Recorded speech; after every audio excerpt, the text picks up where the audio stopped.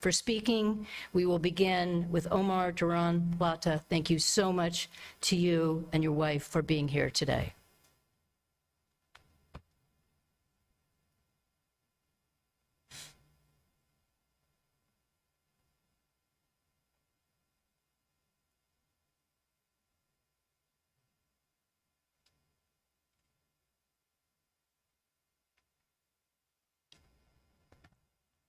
Buenos días.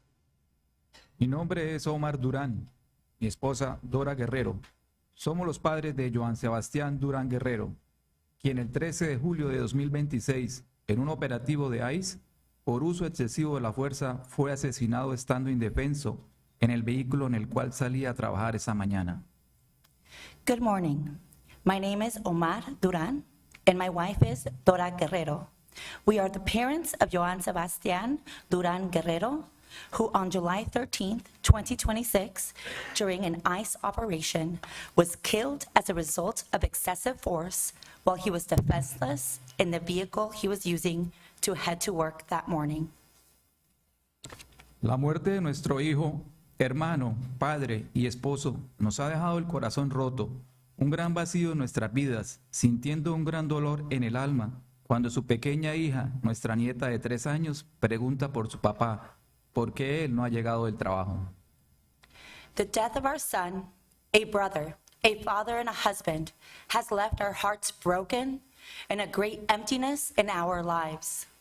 We feel a deep pain in our souls when his little daughter, our 3-year-old granddaughter, asks for her daddy and why he doesn't come home from work. Esto es algo muy triste. Su esposa siente esa gran ausencia de mi hijo en su hogar, un hogar que fue formado en el amor, con ilusiones, esfuerzos y sueños por cumplir. This is very sad. His wife feels his absence deeply in their home, a home they built with love, hopes, hard work, and dreams still to be fulfilled. Nuestro hijo fue una persona maravillosa, responsable, honesta y amorosa. Estos son los valores que nosotros le enseñamos en nuestra casa. Él siempre se destacó por su gran sonrisa, por tener un corazón grande y bondadoso, por siempre estar dispuesto a ayudar a los demás. Our son was a wonderful person, responsible, honest, and loving. These are the values we taught him in our home. He was known for his big smile, his big, kind heart, and for always being willing to help others. Mi hijo siempre se esforzó por darle lo mejor a su pequeña familia, pero también a nosotros como padres y a sus hermanas. Our son always worked hard to give the best he could to his little family, but also to us as his parents and to his sisters. Joan Sebastián siempre estuvo pendiente de su mamá, quien padeció cáncer de seno. Mi hijo siempre estuvo ahí, siendo la fuerza y el apoyo para continuar con la vida. A pesar de la distancia, mi hijo siempre estuvo presente con un mensaje o una llamada. Joan Sebastián always looked out for his mother, who suffered from breast cancer. Our son was always there, giving her the strength and support she needed to keep going. Despite the distance, he was always there for her, with a message or a phone call. Nuestro sueño siempre fue volvernos a reencontrar y darnos un abrazo. Hoy ese sueño ya no puede realizarse. No sabemos cómo continuar la vida sin ti, hijo. Solo esperamos poder encontrar la fuerza para continuar. Our dream was always to be reunited and to hold each other again. Today, that dream can no longer come true. We do not know how to go on with life without you, son. We only hope we can find the strength to continue. La muerte de Joan Sebastián, en esas condiciones, a manos de ICE, nos llena de temor e incertidumbre a la comunidad. Por eso solo le pido a Dios y a la justicia que sea aclarado el caso de mi hijo y de muchos que han tenido que vivir esa situación como esta. The death of Joan Sebastián under those conditions at the hands of ICE fills our community with fear and uncertainty. That is why I ask only of God and of the justice system that my son's case be brought to light, along with the cases of the many others who have had to go through something like this.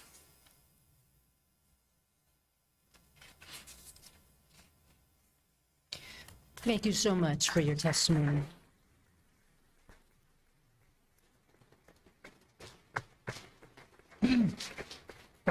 Thank you so much. At the request of the family and their attorney, we will not ask any questions of this panel. Thank you so much. Now, we're looking forward to hearing from the governor. Thank you very much, Governor Mills.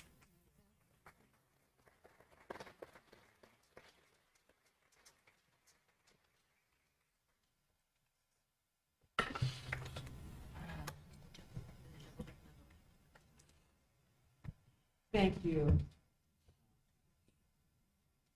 Thank you, and thank you, Mr. Durán Plata. Muchas gracias, Señor Durán Plata and Dora, and for your courage and for sharing your testimony in this congressional field hearing, and my deepest condolences on the part of the state of Maine to you and your family during this difficult time. Mi más sentido pésame. Ranking Member Thompson, Congresswoman Clark, and Congresswoman Pingree, I appreciate your coming to Biddeford to hear directly from this community in the aftermath of this horrific tragedy. The violent death of a young father leaving his home on a quiet street to just go to work, just a short ways from here. Like people across Maine, I am heartbroken. I'm furious. I am outraged.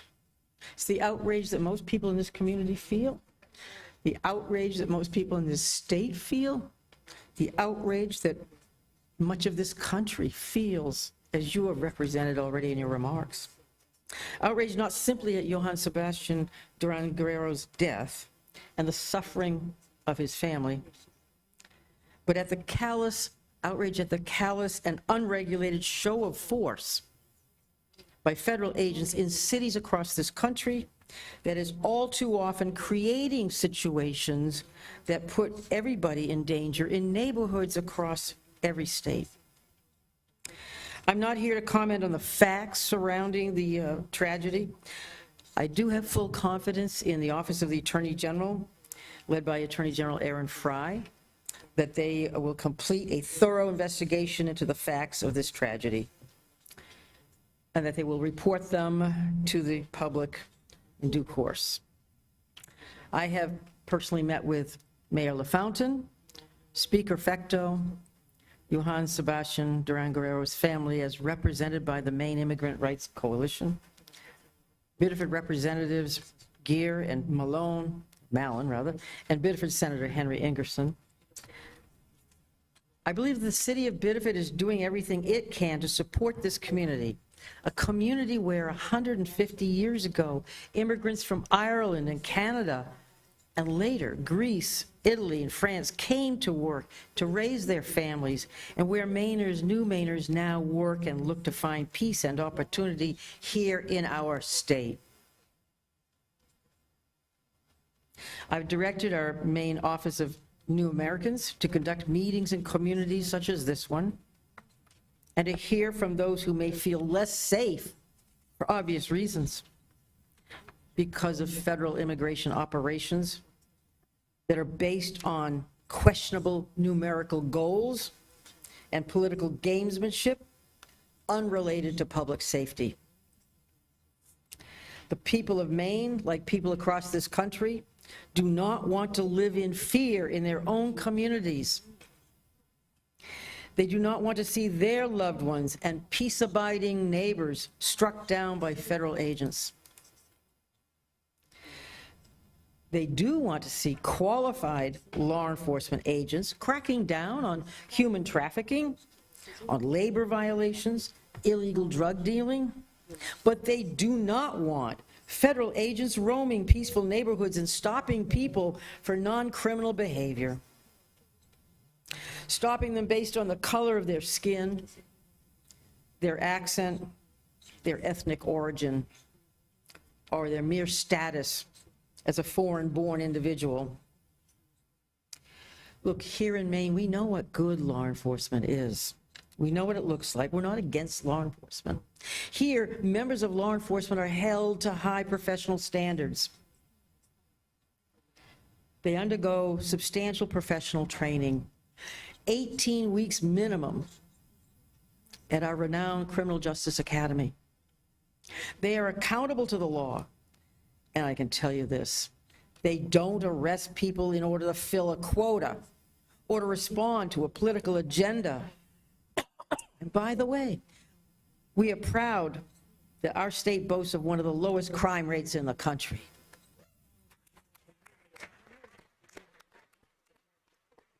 And yet, earlier this year, while conducting an enhanced enforcement operation in Maine, ICE agents actually arrested 2 Maine corrections officers, law enforcement, people who themselves are enforcing the law and helping keep us safe.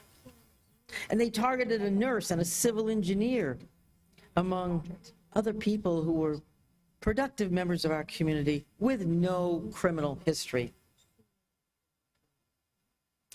The unfairness of that operation and its disruptive influence on the peace of our communities and on the stability of our workforce in construction, transportation, healthcare, food processing, hospitality, and retail sectors of our economy. That's a major reason why the Maine State Chamber of Commerce complained to Congress that ICE's aggressive actions were hurting our economy. They called on Congress to require reform, restraint, and greater professionalism in that agency. At that time, I suggested the following specific reforms with respect to ICE. 1, prohibit agents from wearing masks. 2, require agents to identify themselves by voice and appearance, as our law enforcement do. 3, mandate the wearing of body cameras and preserving the videos. 4, provide much greater professional training. 5, pursue civil and criminal liability for abuses of power. And 6, require valid judicial warrants for arrests, among many other measures.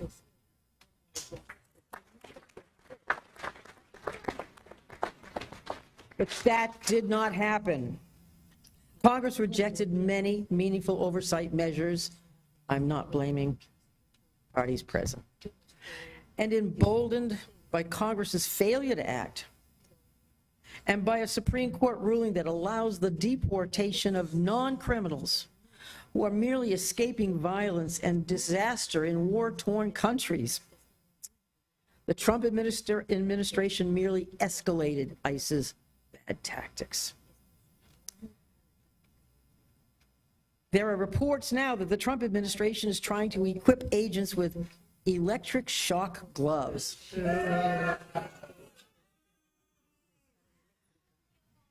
Yet another way to inflict fear and pain, nothing more.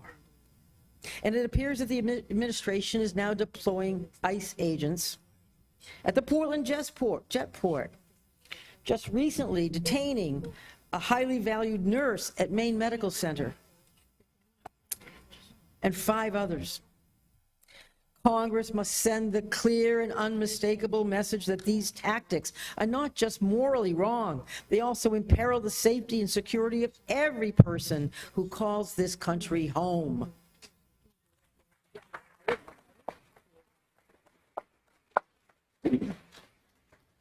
Following the death of Joan Sebastián Durán Guerrero, I wrote to our delegation to urge Congress not simply to share in our grief or to express concern or condolences,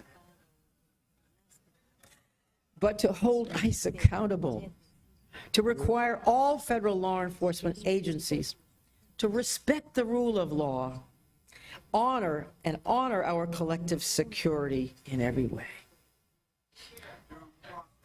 Today, I call on Congress to rein in ICE, an objective I know many of you share. because before more families are robbed of a loved one, this violence has to end.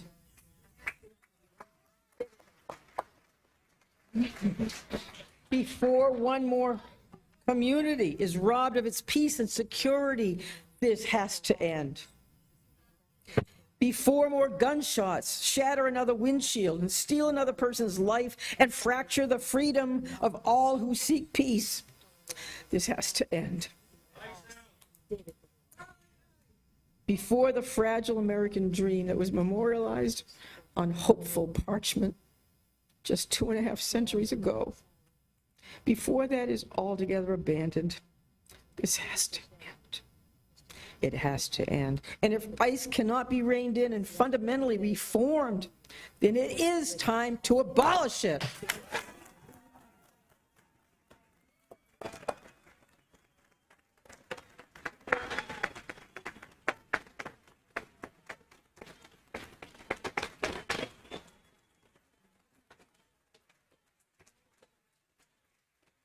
And I know these sentiments are shared with not only people in this room, people in this community, but people in this state.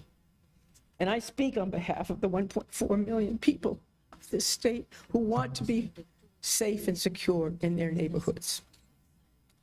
And I want to offer my sincere appreciation for the work of Shelley Pingree, our good congresswoman.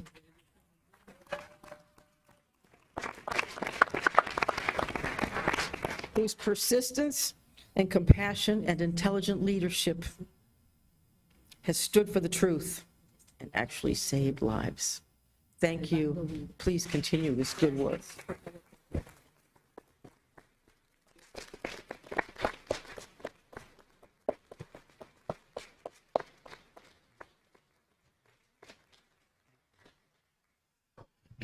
Thank you so much, Governor, and to the parents of Joan Sebastián. We will now transition to our third panel of witnesses.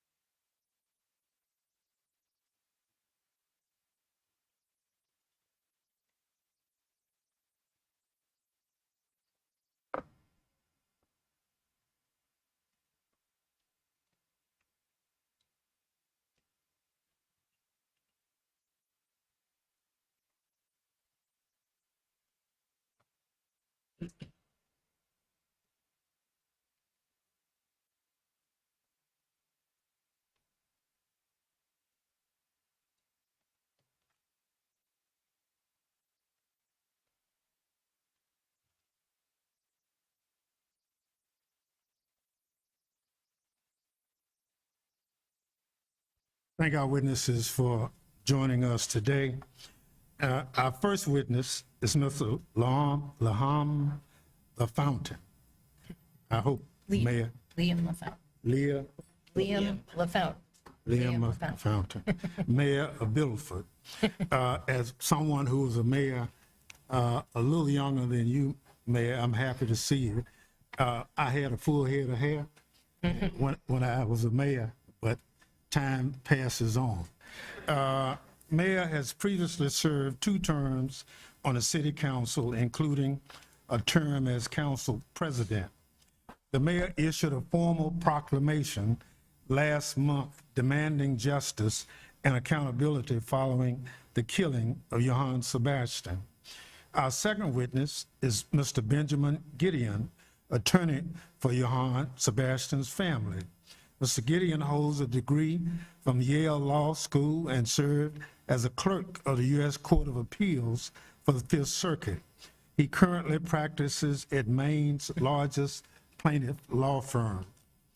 Our third witness is Ms. Sue Roche, Executive Director of the Immigrant Legal Advocacy Project.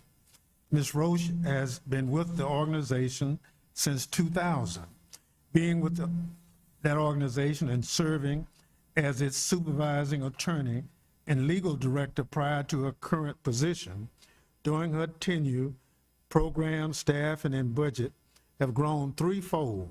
Ms. Roche holds a JD from Northeastern University. Our fourth witness is Ms. Muffalo Shatam, Executive Director of the Maine Immigrant Rights Coalition. Ms. Shatam has built one of the most successful immigrant rights coalitions in Maine, representing over 100 member organizations, including immigrant advocacy group and grassroots community organizations.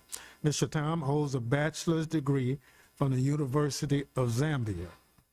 Our final witness is Ms. Crystal Crome, founding director of Presente, Maine, which works to empower displaced Indigenous and Afro-Latino peoples of Maine. The organization provides holistic support to low-income workers and families to bridge gaps in healthcare, nutrition, housing, and safety. Welcome to our panel of witnesses. I will now recognize each of the witnesses for an opening statement for 5 minutes, beginning with the mayor. Ranking Member Thompson, Representative Clark, Representative Pingree, Representative Carter. Thank you for coming to Biddeford. My name is Liam LaFountain. I have the distinct honor and privilege as serving as the mayor of the city of Biddeford. Exactly 1 week after Joan Sebastián Durán Guerrero was killed, I met with Johan's partner, Carolina, and Johan's sister less than 2 miles from here, where Johan was killed. They showed me a photograph of our city's newest playground, the J. Richard Community Center, where Johan was sitting in a swing with his 3-year-old daughter, Dulce. What struck me was how familiar it looked. A father with his daughter, a family making memories in our city at one of our public parks. And that joy has been taken from them forever. I want Congress to know his name, Joan Sebastián Durán Guerrero. He came to Biddeford to build a life. He worked multiple jobs and was raising his daughter here. He was one of us. On July 13th, a federal immigration enforcement operation came into Biddeford and a federal officer shot and killed him. Federal officials have acknowledged that Johan was not the person agents were looking for and that the agents were not. The next day, after Senator Susan Collins urged the Department of Homeland Security to halt non-urgent vehicle stops, DHS announced a nationwide pause. It lasted less than 24 hours. Now, funding Congress provided for body cameras may instead be spent on electric shock gloves. If Congress cannot hold ICE accountable, who can?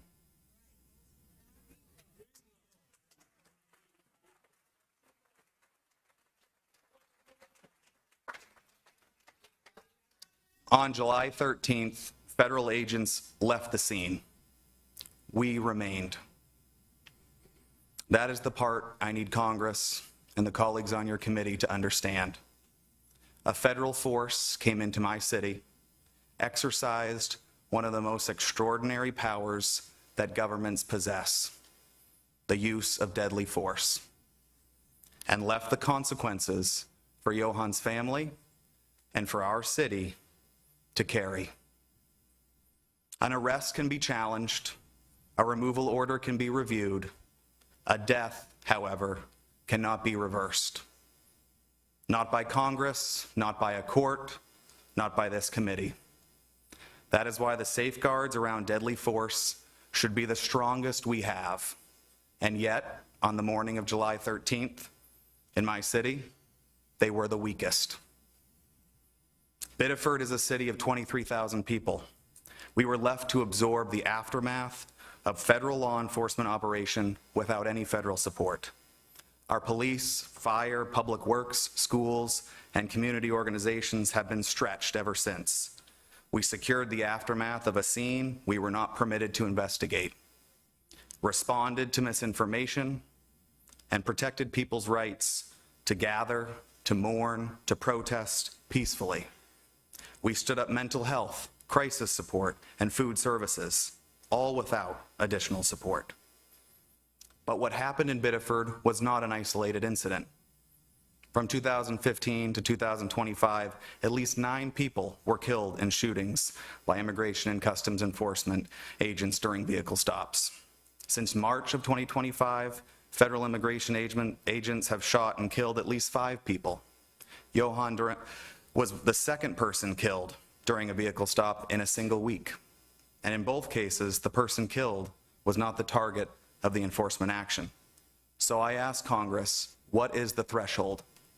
If an American citizens can be killed, if people who are not even the targets of enforcement can be killed, and if that is not enough to stop and examine these tactics and this agency, what is? I've spent the last month listening to Biddeford residents. They have different views on immigration, but I've heard the same thing again and again. What happened to Johan was wrong, and it should not have happened in our city or in any city across our country. At the same time, a part of my city has retreated entirely from public life. Immigrant residents, including people with legal status and pending asylum cases, are afraid to go about their daily lives. That fear affects public safety across Biddeford. Federal enforcement actions do not end when federal agents leave. Since July 13th, no federal response mechanism has existed to help Biddeford address the fear, the trauma, the misinformation, the vandalism, the strain on local services that followed. The authority was federal. The burden has been local. I know the limits of my office. I understand Congress writes immigration law, and the Biddeford City Council does not. But when the laws you write and the budgets you approve bring federal power into our city, adequate safeguards and accountability must come with it. So I ask Congress,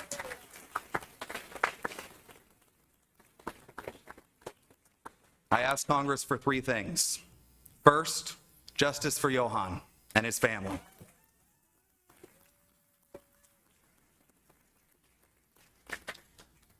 When I met with Carolina a week after Johan's death, she asked me to bring that request directly to you. Justice for the life that was taken, for the family left behind, and for those responsible to be held accountable. Second, give us the truth about what happened on July 13th. Tell us who fired those shots, how that agent was vetted, trained, and supervised, and what standards governed the operation. And give Maine law enforcement everything they need to conduct a full and independent investigation.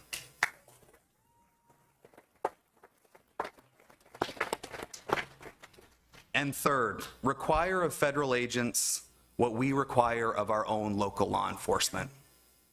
Humane treatment, body cameras, visible identification, clear use of force standards, no masks, and public accountability when any force is used.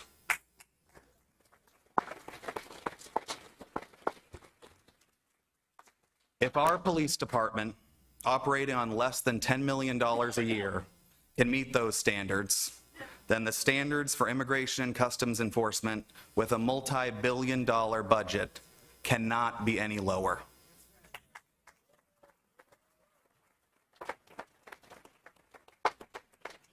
Congress cannot continue expanding the power without strengthening what restrains it, because the conditions that produced what happened on July 13th still exist today in my city and in yours. Thank you.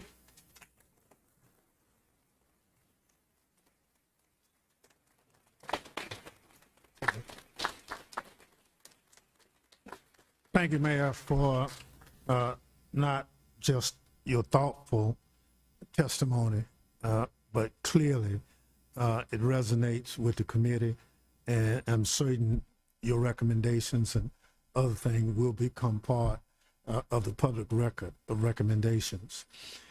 We'll now hear from Mr. Gideon. Now recognize Ms. Roche for 5 minutes. Coming back to you. Thank you. Good morning, Ranking Member Thompson, Representative Pingree, Representative Clark, Representative Carter. My name is Sue Roche, and I'm the Executive Director of the Immigrant Legal Advocacy Project, or ILAP. ILAP is Maine's only statewide immigration legal services organization. For more than 30 years, we have ensured that Maine people can access immigration legal help no matter how much money they have in their pocket. Joan Sebastián's death is a devastating tragedy felt by his family, the Biddeford community, and all of Maine. It was not an isolated incident, and it was not an accident.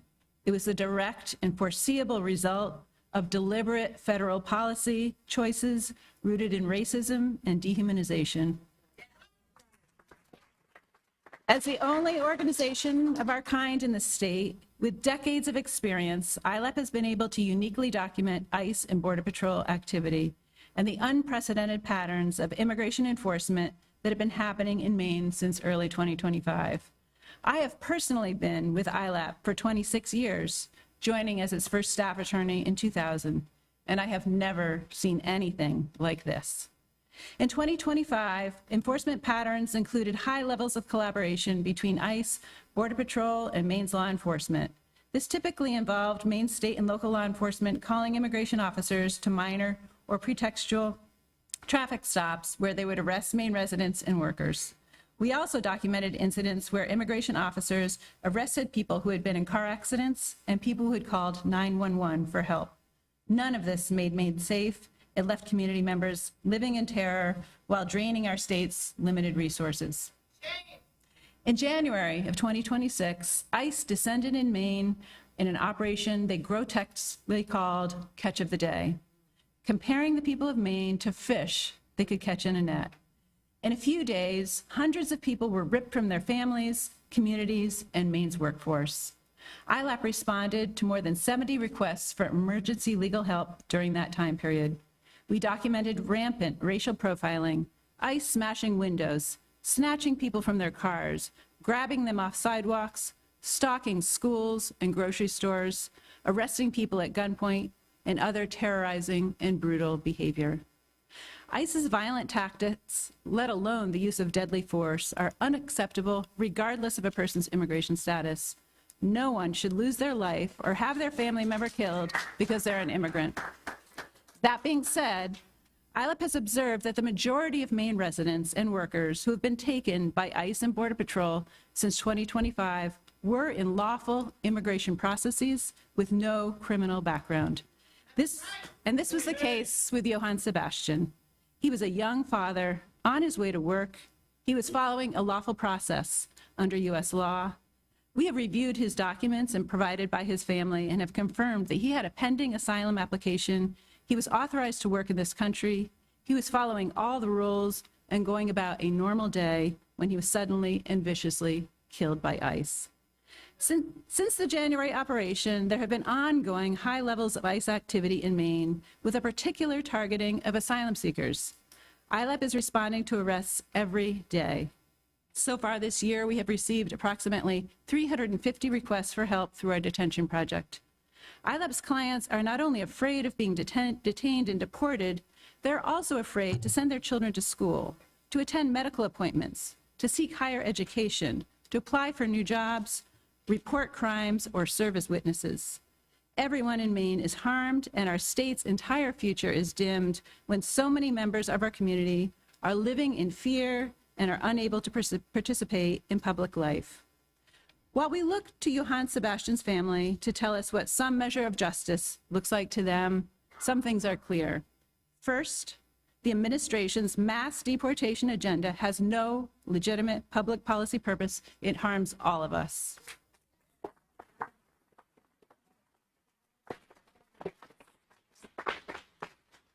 Second, ICE is an imminent public safety threat and must get out of our communities now. The billions of dollars that have appropriated immigration enforcement are wholly unjustifiable. Congress should take all steps to defund and dismantle ICE and put those taxpayer dollars towards the public good.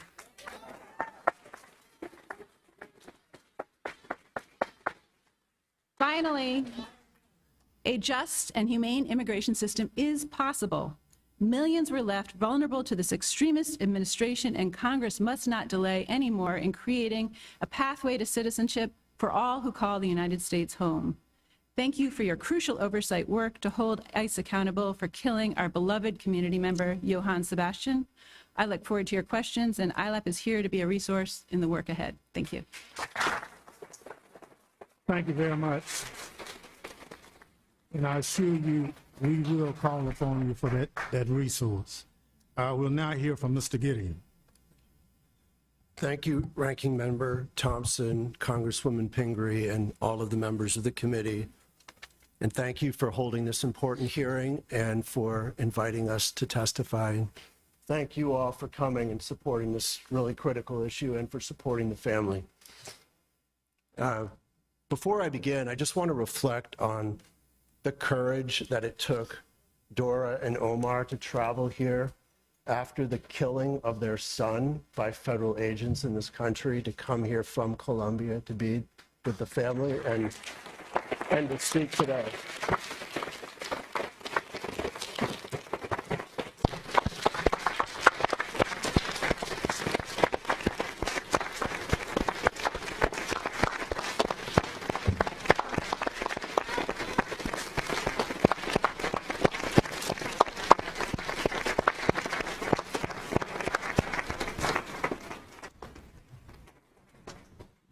You know, that's a fitting contrast. That courage is a nice contrast to the complete lack of courage, weakness, preying on victims and the most vulnerable that we see of the agents of our federal government who are carrying weapons on our public streets. So thank you. It's clear to me from what I've learned about your son that your example of the courage and strength of character that you've demonstrated were taught to him and helped him become the man that he was. So I think you can at least be happy that you raised a very fine, young, and wonderful man. Now, as it was indicated, my name's Ben Gideon. I'm the lawyer that's been charged with the responsibility to represent the Durán Guerrero family and to seek accountability and justice for them for what happened. And I can assure you that we will do exactly that. Now, I grew up in the state of Maine. I practiced law here for more than 20 years, and I've never felt as sad or angry about any case or anything as I do about this case today. It literally makes me sick to my stomach that I have to be here and do this. It makes me so sad that an innocent 25-year-old young man with a beautiful partner, a beautiful 3-year-old daughter, with his whole life ahead of him, was killed for no reason. And it makes me angry, blood-boiling angry, that he was killed by an intentional act of our federal government.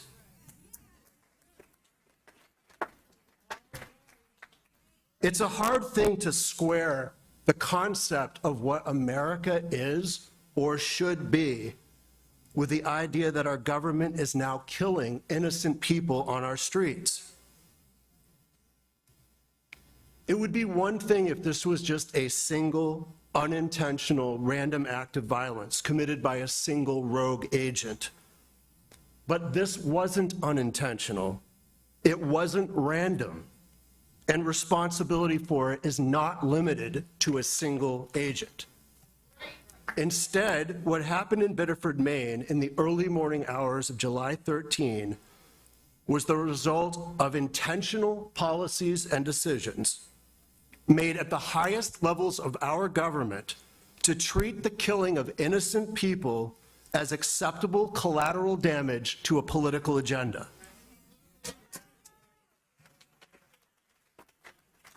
We know it's not unintended or random because it keeps happening over and over again in Minnesota, in Houston, and now in Biddeford, Maine. We know it's not intended or random because there's no remorse, no apology, not even the slightest concern for those whose lives have been destroyed.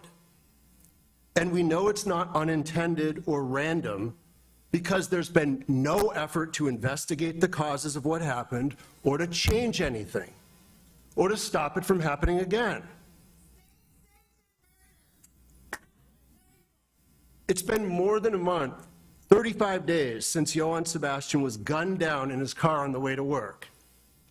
The day after the shooting, Congresswoman Pingree and Maine's entire congressional delegation demanded an investigation. Yet to date, the Justice Department has done nothing to investigate. The FBI has done nothing to investigate. The Department of Homeland Security has done nothing to investigate. We have not heard from any of those agencies, not even once. That is unprecedented in this country. And it's terrible. But what's even worse is that instead of honestly seeking answers, our federal government blames the victim, hides and covers up information, and disseminates lies. Sadly, this has become the familiar playbook. To date, media reports that federal agents have shot and killed at least 11 people in the last year, including 4 shot and killed in motor vehicles like Joan Sebastián.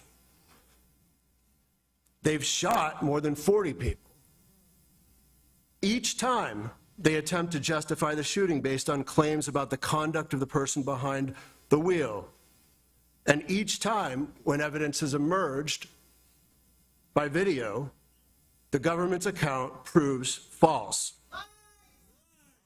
Yet the government continues to put agents out on the streets without functioning body cameras to record their actions. It continues to justify killings, making claims about the victim, as it has tried to do here, without a single shred of evidence to support any of those claims. It's not enough that this government has needlessly taken this young father's life. Now it wants to destroy his reputation. They label him an illegal alien to dehumanize him, even though he was in this country lawfully and seeking and following all of the rules. Before he was shot and killed, nobody ever accused Joan Sebastián of doing anything wrong. No one ever accused him of committing any crime or violating any rule of the immigration process. Perhaps that's why, after they shot and killed him, the government had to admit that he wasn't even the target of their operations that morning. The government has stated that the target was someone else with a final order of removal. But now, as Congresswoman Pingree pointed out in her opening statement, the person whose vehicle to whom it was registered also had no final order of removal. So there was no lawful justification for stopping the car in the first place. And it's been more than a month since the killing, and the federal government has yet to tell us who was the lawful target of their operations that morning. I want to pause just for a moment to reflect on that. Our federal government shot and killed an innocent person. It was forced to admit that the person they shot and killed was not the target of their operation. And a month later, the government has still refused to tell us who the target of the operation actually was, or whether there was even any legitimate purpose of the operation at all that morning. The government has attempted to conceal the identity of the shooter. It refused to tell us to date when he was hired. Even to date, they haven't confirmed that he was employed by DHS or ICE. It never disclosed any of the problematic features of his past. What we know about the shooter's identity today we know not because our government disclosed that information, but only from media reports. It's only through the media that we know about this agent's past. And what we've learned is shocking. We've learned that the agent who allegedly shot and killed Joan Sebastián had a long history of erratic behavior and violence, including threatening to kill one of his ex-wives and throwing boiling hot water on her while she was holding their 3-year-old daughter. We learned that he suffered from mental illness, that he made racist remarks, that he lied on his employment applications and was denied a job with a small-town Maine police department.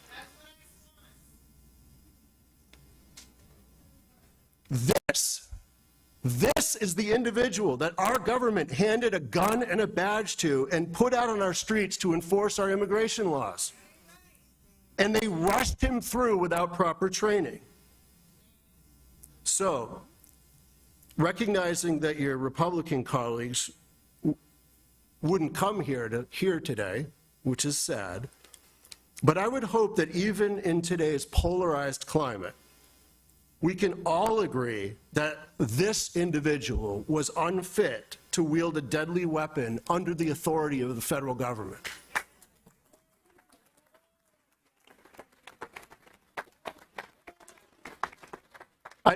I hope we can all agree that his existence in that role reflects a complete breakdown of any reasonable screening, hiring, or training process.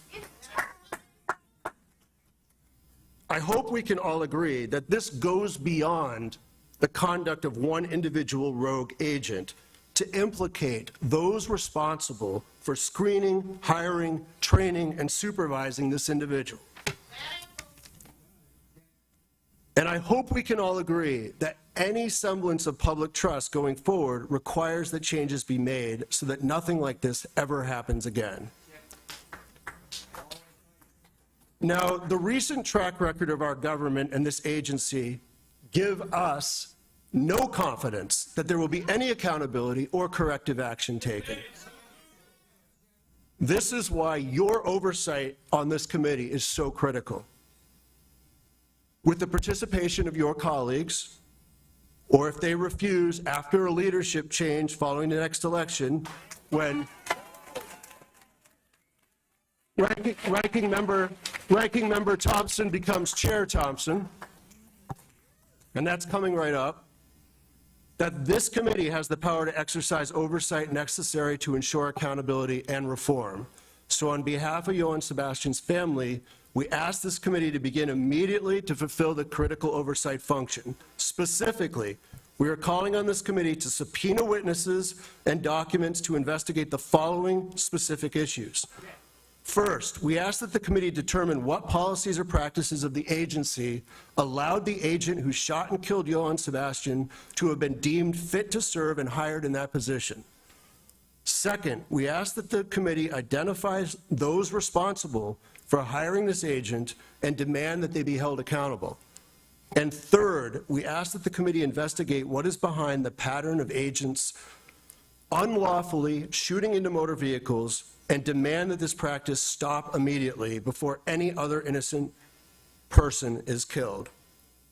On behalf of Carolina, the entire Durán Guerrero family, thank you for holding this important hearing today.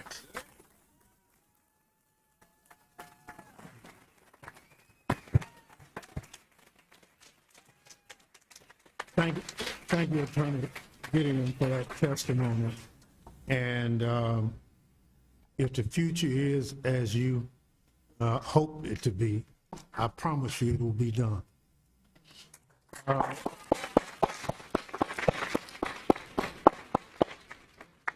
I now recognize Ms.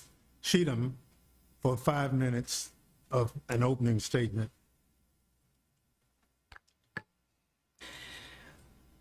Thank you. Good morning, Ranking Member Thompson, Representative Pingree, Representative Clark, Representative Carter, and members of Congress. My name is Mofalo Cheatham, and I'm the Executive Director of the Maine Immigrant Rights Coalition.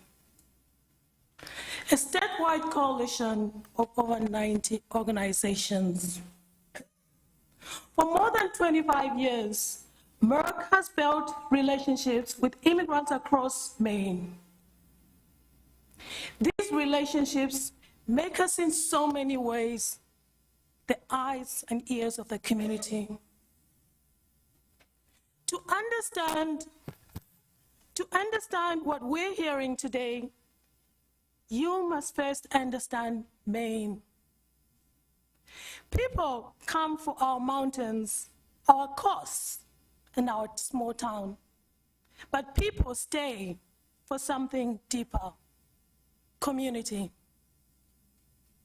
For immigrant families, this is part of what makes Maine home. And on July 13th, something about that sense of home was shattered.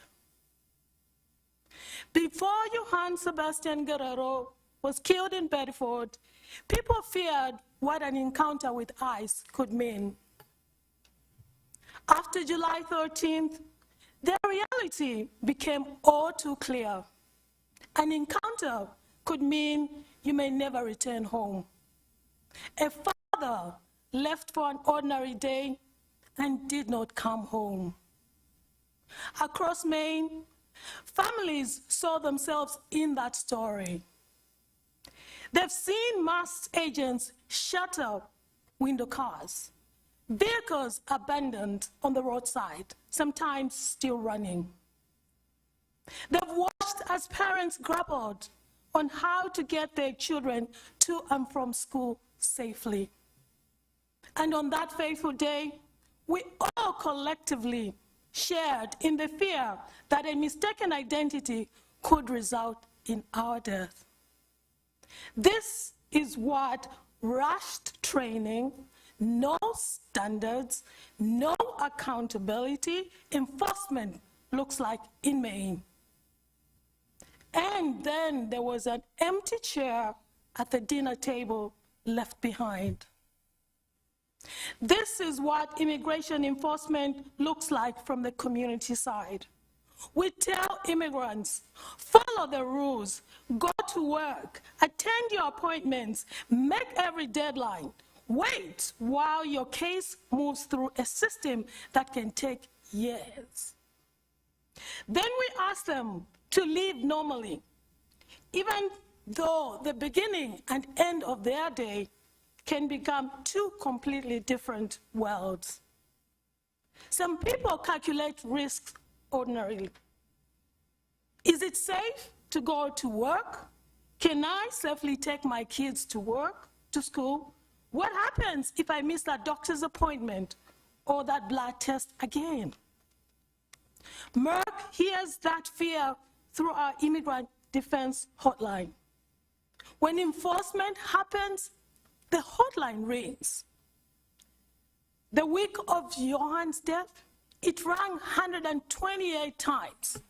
People called asking, was that ICE? Is it safe to leave my home? What happens to my children if something happens to me?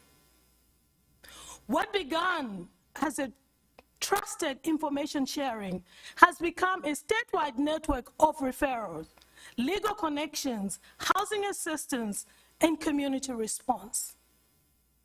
The arrest may take minutes, but the disruption takes months. ICE on data tells another part of that story. Merck's analysis has found that 79% of people apprehended in Maine in 2024 and 2025 had no criminal convictions. Yet, this expansion of enforcement has been justified in the name of public safety. The government's own data tells us what we're witnessing in Maine is mission drift. Johan's death cannot simply be dismissed as one officer's isolated failure. Reports that ICE is investing $20 million of electrified gloves underscores the urgent need for immediate congressional action to further prevent predictable harm.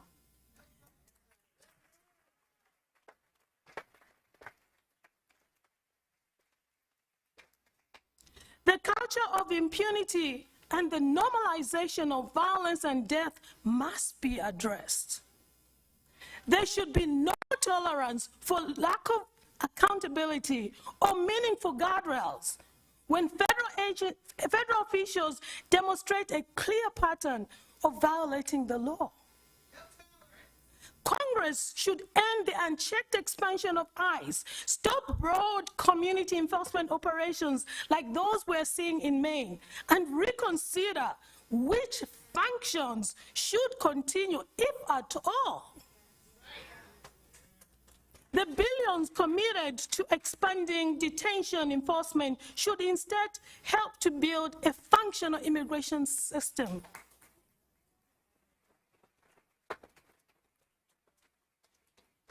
With enough judges, officers, legal capacity, and resources to decide cases fairly and on time. A system where following the process actually means something.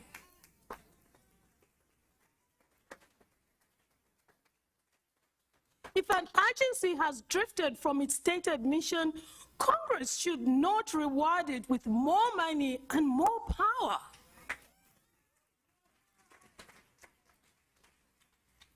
Maine will keep doing what Maine does. We will answer the hotline. We will cover shifts. We will check on each other's neighbor. But a resilient and connected community cannot clean up the consequences of a broken federal policy.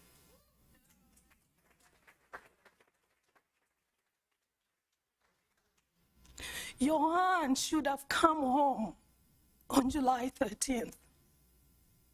Thank you for bringing the oversight to Maine. Merck stands ready to continue bringing to Congress what we see and hear as you pursue accountability and change. Thank you.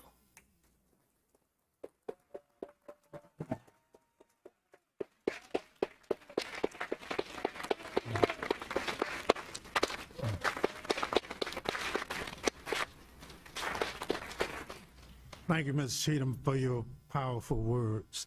I now recognize Ms. Crone for statements for 5 minutes. Good morning, Ranking Member Thompson, Representative Pingree, Representative Clark, and Representative Carter. My name is Crystal Cron, and I'm a mother, daughter, sister, and lifelong resident of Maine. I am the founding director of Presente Maine, a grassroots organization by and for the Latina peoples of Maine. Presente works to bridge gaps in healthcare, nutrition, housing, safety, and other basic needs, while also advocating for safer, more equitable policies and practices to meet the needs of all Maine people. I want to begin today by reminding us that Joan Sebastián's death was preventable. Every death in the hands of ICE is preventable. The question before us is, do we have the courage and political will to protect and defend the lives of everyone in our communities? To say we are heartbroken does not convey the depth of exhaustion, terror, or grief we have felt since July 13th. Over the last month, our team has had the privilege of mourning and learning alongside Joan's family. I learned that Joan was loving and hardworking. He often worked 6 or 7 days a week, from sunrise to when his child was in bed. He came to this country with a dream to live a dignified life with his family. His murder was a final act of violence in a life lived under oppressive conditions designed to strip him of his dignity and steal his humanity. Workers across Maine see themselves in Joan. For years, Presente has worked alongside seafood, agricultural, hospitality, and construction workers who are central to Maine's economy. These industries flourish because of migrant labor, while migrant workers are too often underpaid, exploited, and forced to work extraordinary hours. Thousands of people labor to sustain the economy we celebrate as the pride and joy of Maine, while living under the constant threat of detention, deportation, and death. In processing plants just one town over from where we sit today, migrants shuck and pack lobster meat piecemeal at 40 cents a pound, while that same lobster goes to market for $60 a pound. While beautiful beaches and parks surround us, immigrant families have limited time for rest and recreation. We live under an economic and carceral system that deems some lives more valuable than others. This violence did not emerge overnight. It has been built over decades through policing, detention, and deportation systems that deprive people of their freedom, isolate them from their communities, and hold them in subhuman conditions. Over the last year, families have feared going to the grocery store, dropping off kids at school, and seeking medical care because immigration enforcement has made ordinary life dangerous. In January, we received a tip that ICE was coming to Maine in unprecedented numbers. We watched what was happening in Chicago and Minneapolis. We knew horror was coming. So we did what we were practiced in. We told our community to shelter in place. Since 2020, we have built systems to help our neighbors survive crises. We grow and deliver culturally appropriate food, we support people with rent, we provide accompaniment and transportation to critical medical appointments. We do the work of keeping one another alive. On January 21st, we received the first report that multiple agents were circling a family home in a residential neighborhood in Portland. Over the next several days, hundreds of immigration police tore through our neighborhoods, abducting parents like Joan. Agents claimed they were targeting criminals. Instead, they indiscriminately snatched people off the streets, profiling them based on appearance alone. Many who were abducted, like Joan, were not immigration targets. Agents pulled guns on nonviolent observers practicing their First Amendment rights, followed people home who documented ICE activity, and intimidated our neighbors. Advocates warned that it was a matter of time before ICE murdered someone in our streets. David Boulette's murder of Joan Sebastián Durán Guerrero could and should have been prevented. Boulette must be held accountable, but accountability for one person cannot allow us to ignore the violence and dehumanization inherent to ICE's policing and detention system. Joan's death is not an isolated tragedy. It is part of a system that has inflicted fear, separation, detention, and death on immigrant communities. The responsibility for his death and the many deaths by the immigration police and in ICE detention this year is a collective one. Maine people have been clear about what is needed. ICE out of Maine, ICE out from everywhere. The abolishment of ICE and all immigration policing is one of many steps towards repair. It is not the last. Today, Presente is calling on Congress to pass Congresswoman Ramirez and Congresswoman Clark's Melt ICE Act to end DHS's funding to detain and monitor immigrants and to reinvest those funds into services that support life. We ask you to mourn and grieve Joan Sebastián's life by abolishing ICE and ending all funding for immigration policing.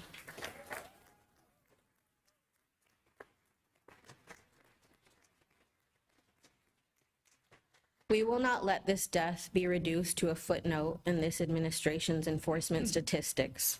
There is no freedom until everyone is free. Thank you.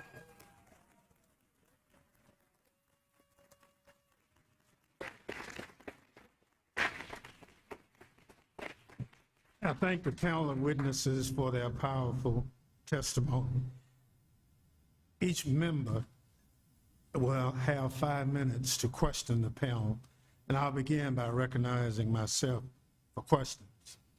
Mr. Mayor, the Trump administration's cruel and violent immigration enforcement actions have deeply affected communities nationwide, including your own. How has the horrific killing of Mr. Guerrero and ICE's ongoing presence in your community impacted you? Thank you, Ranking Member Thompson. It has devastated our city. As I mentioned in my testimony, we have individuals living here, law-abiding citizens, who are retreating from public life. They're not going to work. They're not sending their kids to school. I met recently with a family in the neighborhood very close to where Joan Sebastián was killed. A mother, her 2 kids, one ready to go to kindergarten, but will not be attending kindergarten this fall because cannot fathom what type of message that would send if those kids came home and not to a mother or a father. They see an example of what happened to Joan Sebastián and can't fathom what it would be to their own family. That's the devastation that we see in our community among particularly our immigrant neighbors. Thank you. Mr. Gideon, you've stated that you're looking to file a lawsuit against the U.S. government over the killing of Mr. Guerrero due to the conduct of the government and the officers being unreasonable. For those who aren't aware and might be listening in, can you explain why the officers' actions that day were unreasonable? I'll try to give a brief primer. This is turned on. Can you hear me? Yeah, Okay. we got you now. There's only one very narrow circumstance in which it's lawful to shoot somebody in a motor vehicle, and that's if the officer is at imminent risk of severe bodily injury or death at the moment that shot is fired. And each shot, there are 5 shots here, is separately evaluated under that standard. And it's a very, very difficult standard to meet, because if you can even avoid the issue by simply moving out of the way, you're not allowed lawfully to shoot and kill somebody in a motor vehicle. So in fact, the DHS has a policy against doing this very thing. When this first happened, we heard statements that they were shooting to prevent the vehicle from fleeing the scene. That is unlawful. That's not a legitimate rationale for shooting into a motor vehicle. We then heard later that the shooting was done because Joan Sebastián, quote unquote, weaponized the vehicle. That's the line they've used in other cases, like the Renee Good and Alex Preddy case. But in each case where video emerges, it demonstrates that that was not, in fact, the case. And based on what we've seen of the evidence in this case, it wasn't the case here either. But that would be the only reason why you could shoot somebody in a moving vehicle. I should also point out that you also have to have a lawful rationale for stopping the vehicle to begin with, and we also don't believe that occurred here. Just to say one more point about that, we are also currently representing another Colombian immigrant named Joan Sebastián Carvajal Muñoz, who was abducted on the Catch of the Day operation, January 22nd. He was also not the target of the investigation that day. He was also wrongfully abducted and taken into ICE custody, and that case is currently pending in federal court in Maine. So this is not even the first time that our federal ICE agents have wrongfully targeted a Colombian immigrant in the state of Maine. Thank you. My last question, Mr. Mayor, given your understanding of the agent that we believe who killed Mr. Guerrero, is it your belief that had that person applied for employment with your police department, what would he have, what would you have done? Based on what we've read, which again, I think as Mr. Gideon shared, is not information that's coming from the federal government, but from the media, the information about this individual would never have been hired or considered by the Biddeford Police Department. I spoke with our police chief. When any applicant comes through our process, we end up with roughly a 40 to 50 page dossier of that individual. We interview family, we look at bank records, financial records. It is a high bar, multiple interviews, polygraph tests. I can't imagine if what has been written about that individual is true, that they would have ever ended up with a badge and a gun in the Biddeford Police Department. Well, thank you, and I've completed my listing of questions, but there's a letter signed by every Democratic member of Congress asking for this information and a lot of other information around this incident. It's dated July 15th, and till this day, we've not received a response from the Homeland Security Secretary, nor at that time the acting ICE director, but we will pursue it, I assure you. Thank you.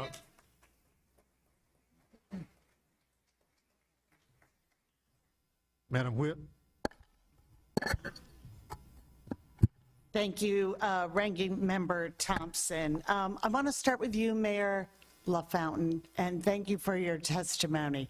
I have such a mix of deep sadness and absolute rage that, excuse the emotion in my voice. But I think that you really show the kind of leadership that we need in this moment. When you said, not only the actions that you've taken, but a simple phrase that you used, one of us, one of us. And that is the fundamental promise of Biddeford, of Maine, of the United States of America, that you can come here and build a life and work hard and raise your kids. And that was what was taken away. So thank you for being that leader who's standing up to the divide that we are being, people are trying to sell, that there is an otherism that isn't one of us. And I deeply appreciate you and your leadership.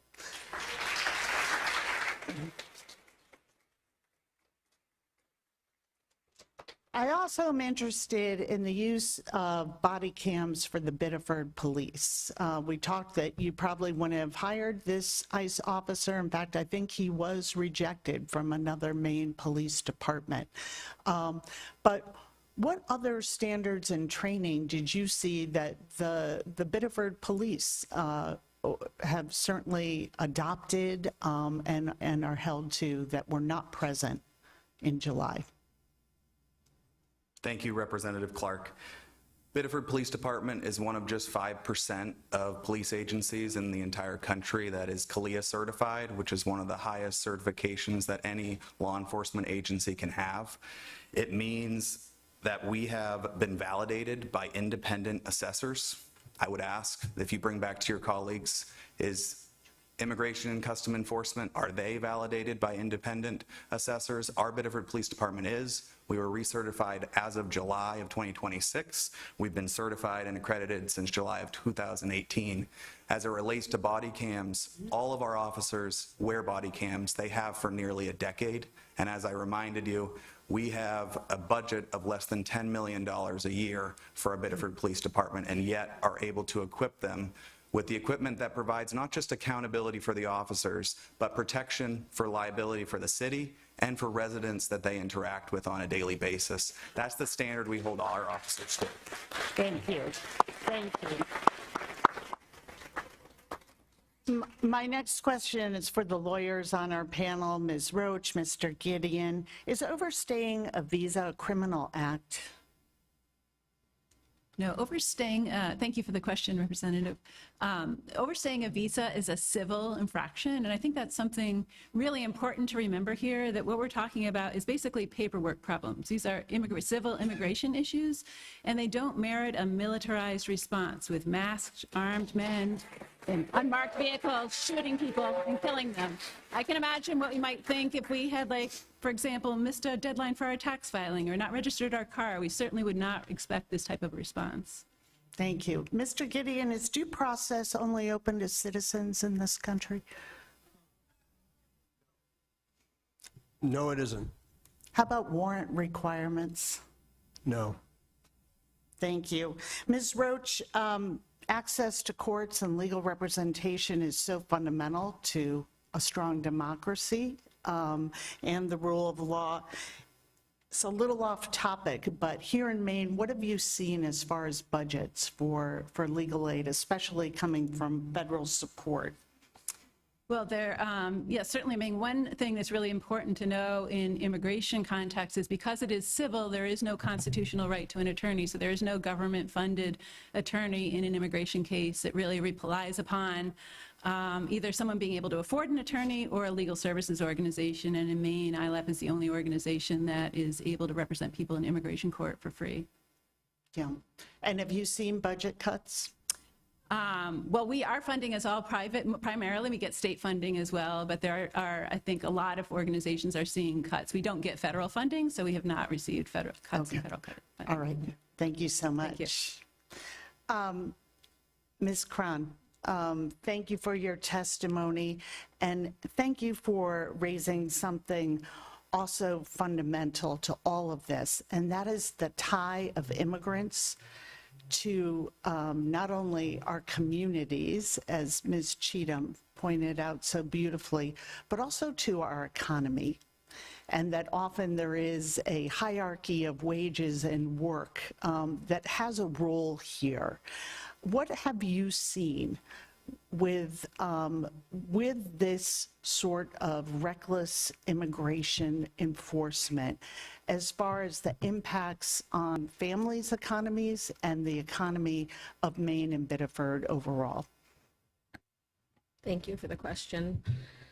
One, thinking back to January and people sheltering in place for 2 weeks, people's personal economies and livelihoods are still being impacted. Even after the so-called surge escalated operations, people continued to shelter in place for weeks or months after. People work seasonally in lobster, May to December. That means that many people didn't go to work even when the season started. I think also it impacts our small local businesses that depend on immigrant labor.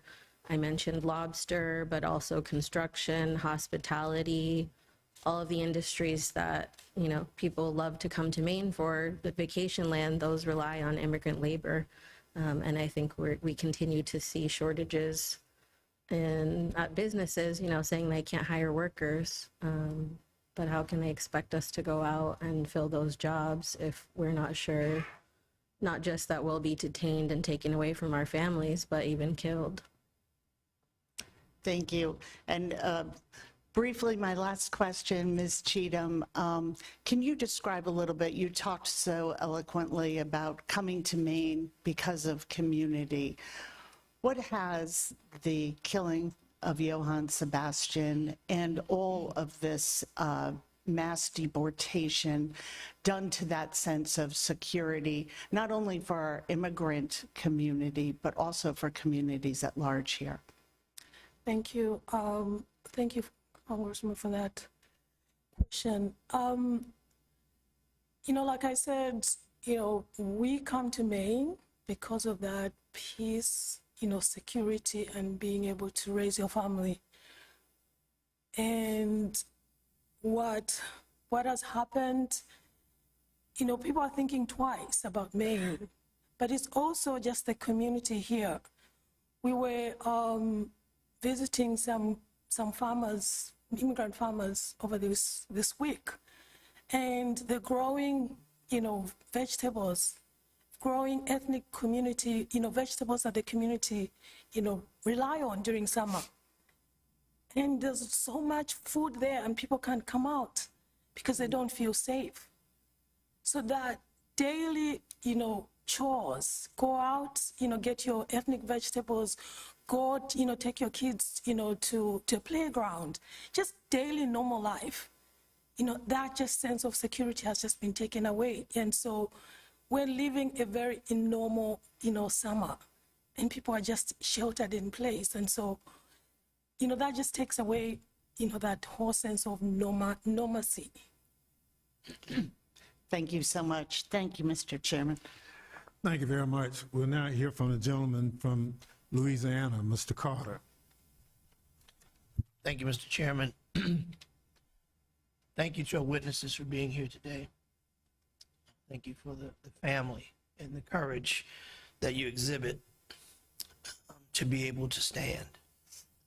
As a father of 2 sons, I can only imagine the pain that you're feeling.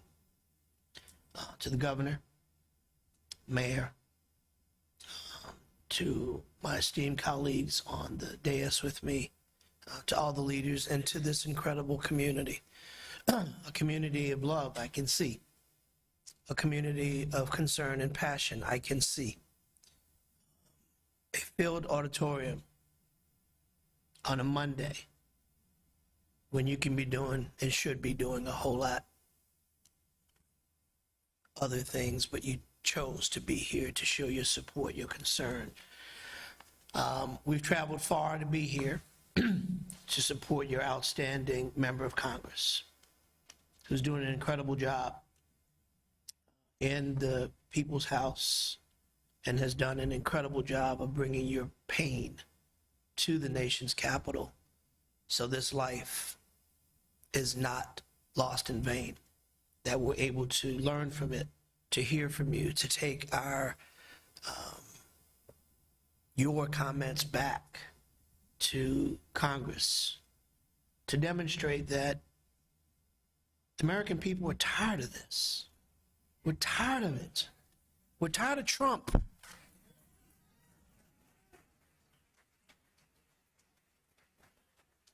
We're tired of the simple avoidance, ignoring, and dismantling of our democracy. The battering of the guardrails of our checks and balances, and the complete disregard for rule of law. Human life and human rights should matter. But it doesn't with them. It matters with us, it matters with you. That's why we have to speak loud. We have to show up. We have to demand accountability. And I realize that I'm preaching to the choir. But as I've been told before, even the choir needs rehearsal.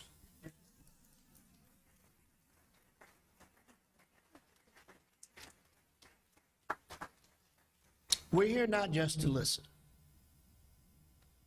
We're here to take back your comments, your concerns, and to lay it flat on the laps of our Republican counterparts who seem to ignore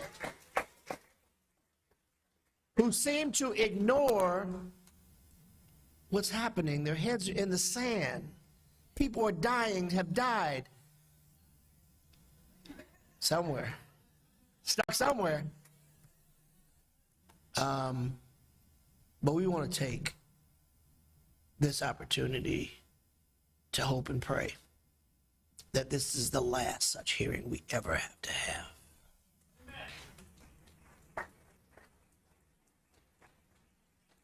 We're gathered at this shadow hearing to unfortunately discuss yet another tragic death at the hands of an ICE officer, an outcome fueled by the dangerous rhetoric and reckless policies of the Trump administration. I'm horrified by this administration's dangerous, violent, and deadly immigration enforcement activities that are backed by billions of dollars provided by the congressional Republicans. No one is safe from these violent activities.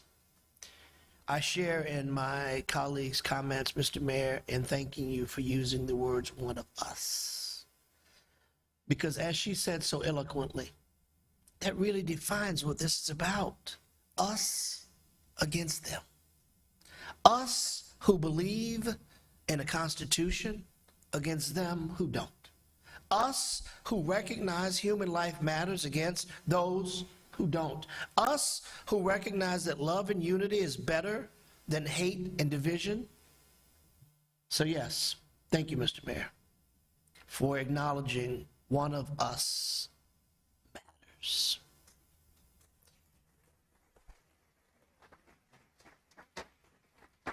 It seems like every day we see a news story about federal immigration agents assaulting people, citizens and non-citizens alike. We're witnessing in our communities is not public safety, but an assault on humanity itself. Border Patrol and ICE agents have entered our neighborhoods with no transparency, no meaningful coordination with local officials. They're militarized forces who are not trained in our local laws or community-based de-escalation techniques and who do not understand the communities or the people they're operating among. This is a recipe for fear, confusion, and dangerous outcomes. Mr. Chairman, the testimonies that we heard today will be essential for us to take back and use as a part of our congressional oversight responsibilities. We will use what we've heard to investigate these operations and to demand answers and to hold this administration accountable. If not now, in 4 months.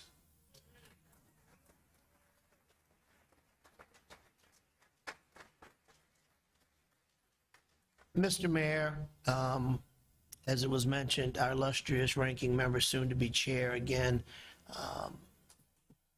That's right, you can clap for that.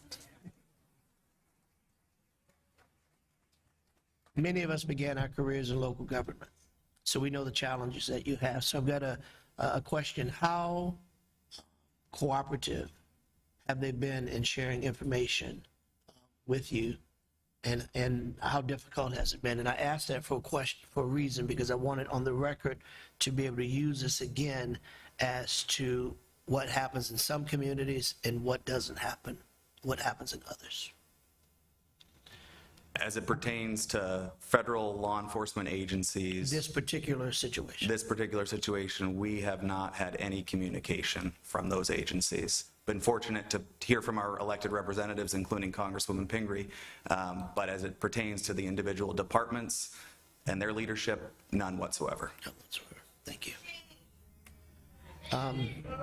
Ms. Roche, can you describe how the Trump administration's mass deportation agenda is threatening the civil rights and civil liberties, including migrants and U.S. citizens? Absolutely. Thank you. Yes, so Joan Sebastian's death is really the direct result of this administration's mass deportation campaign.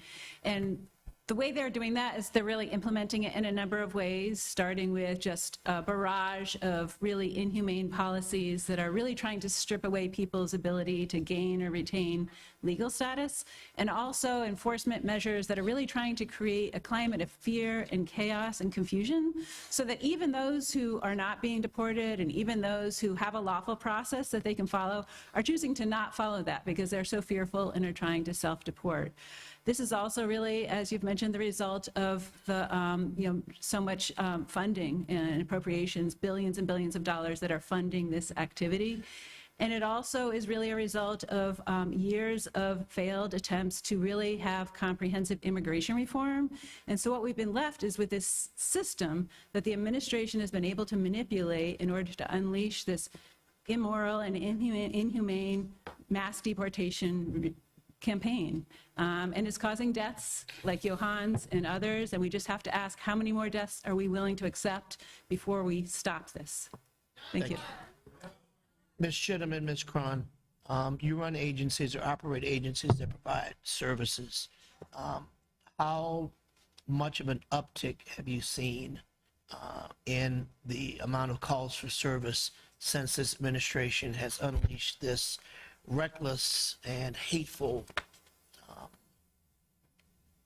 process? Thank you. So we have seen since 2026 our inbound phone calls on the hotline 13,913. In what time frame? This is for 2026 from January. And our outbound, this is us calling back people. That's about 4,000. And so a total of almost 18,000 phone calls that we've seen in a hotline. And that's just the first 8 months of the year? That's just, yes. Thank you. Ms. Cronky. I wanted to touch on the Maine Solidarity Fund, which was designed to pay legal fees and bonds for immigrants who have been victims of immigration enforcement. Since September of 2025, we've raised and spent $1.8 million, the majority of that on bonds.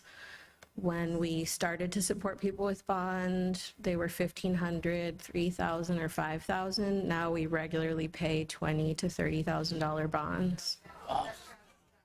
And that's on top of, you know, increased needs for housing support, food support, medical care, and just a huge burden on families themselves and on organizations like ours, because now we can't just support in facilitating those services, but people need direct accompaniment and transportation to each and every appointment because they're terrified to go by themselves.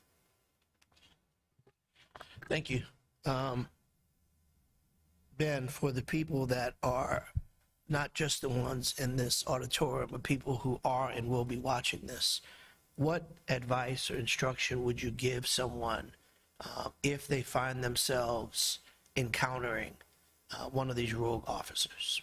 Because it's important that while we know we have civil liberties that we should be, and by every part of our Constitution should be protected, but we do know that there are violators who don't care. So what advice would you give someone when encountering one of these rogue officers?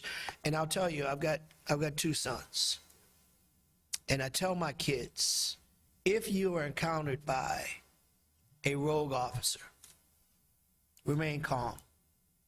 Make it home alive. Daddy will fix it tomorrow.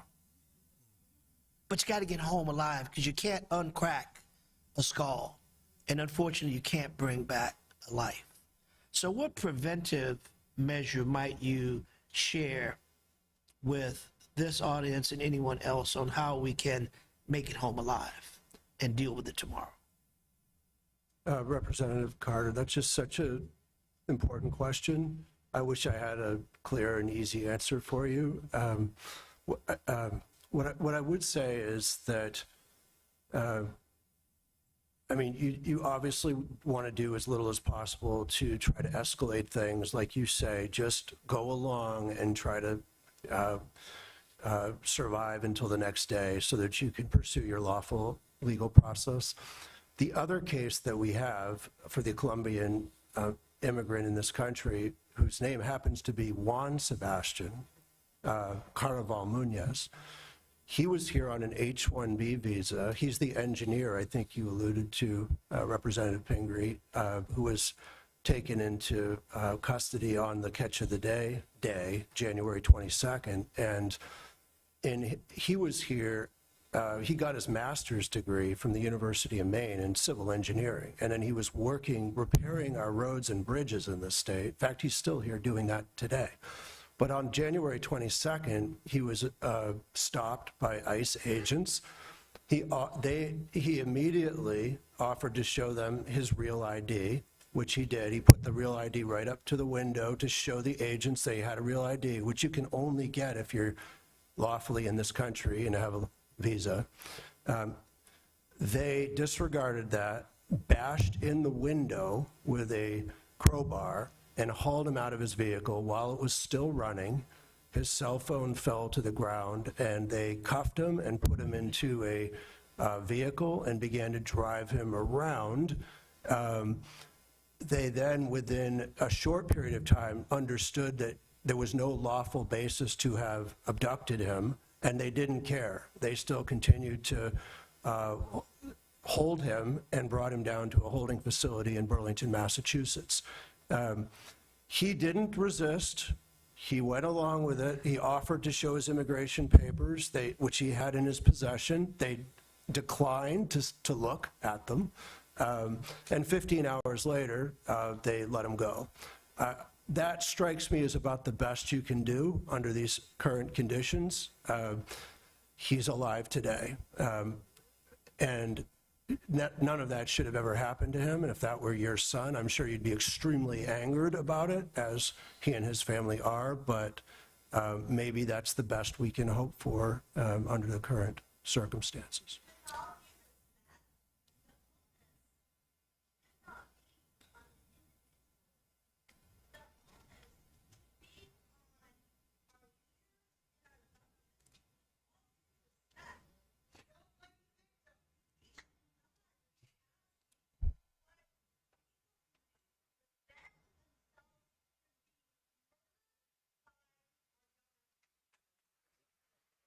Well,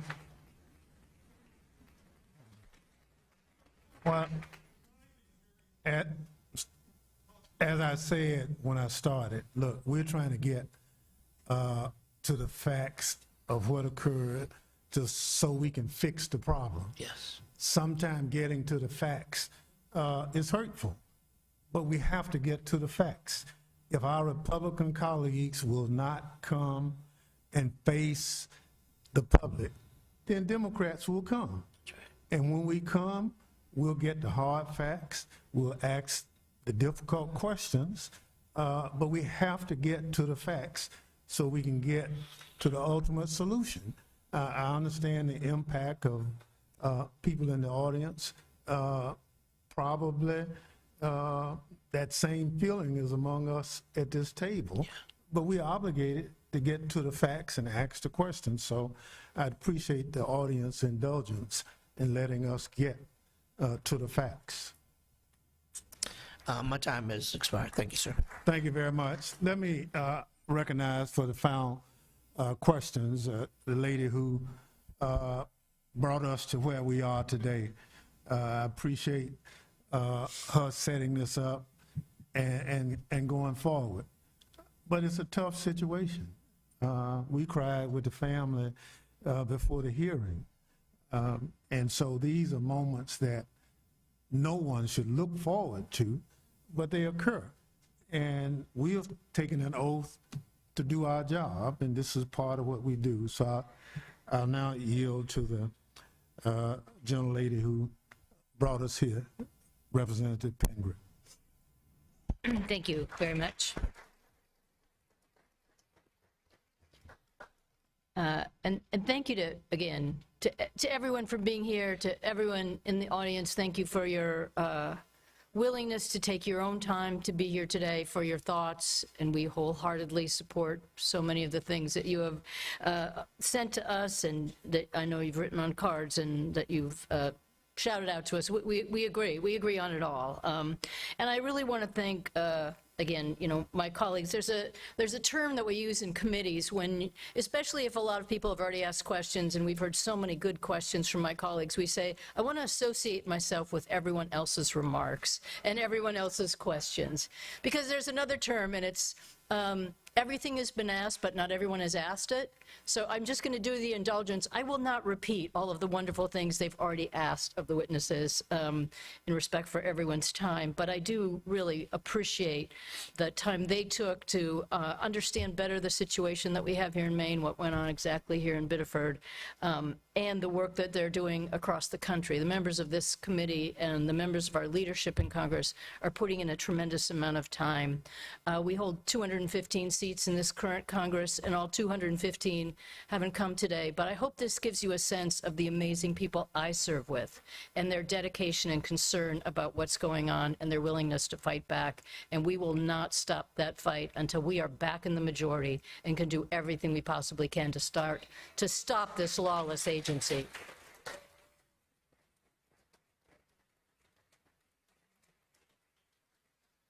And to the family, to the governor, to the witnesses today, you've just done an extraordinary job. And I am so fortunate not only to represent the 1st District of Maine, but to work with the incredible people, the constituents who show up for things like this and who I know are fighting back. You're standing on the streets, you're holding the signs, you're letting everyone know that these are profound problems that no community or no state should have to suffer, and you're not going to take it anymore. And I thank you so much for that.